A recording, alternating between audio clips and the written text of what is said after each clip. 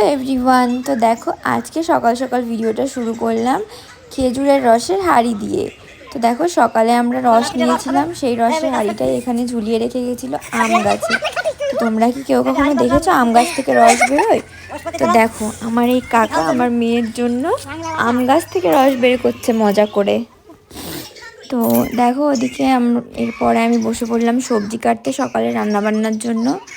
তো তারপর সবজি কেটে রান্না করতে চলে এলাম। দুপুরবেলায় রান্না করছি মাংস দুপুরের খাবারের জন্য।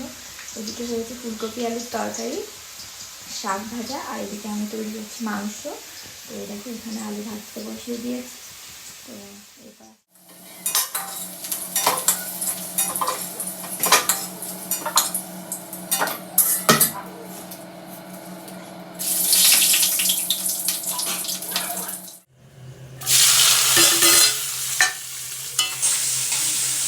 এরপর দেখো রান্না করতে করতে বাকি কাজগুলো সেরে নিচ্ছিলাম। বোতলগুলো ফাঁকা ছিল সেগুলো জল ভরে নিচ্ছিলাম, সাথে সাথে রান্নাও করছিলাম, আর এর সঙ্গে আরও বাকি অন্য অনেক কাজও করছিলাম।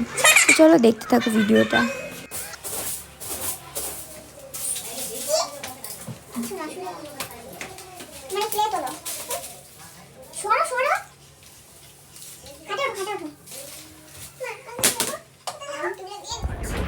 এরপর দেখো বলতে বলতে আমার মাংসটা রান্না করা পুরো হয়ে গেল। আর তারপর দেখো চলে এলাম মাঠে।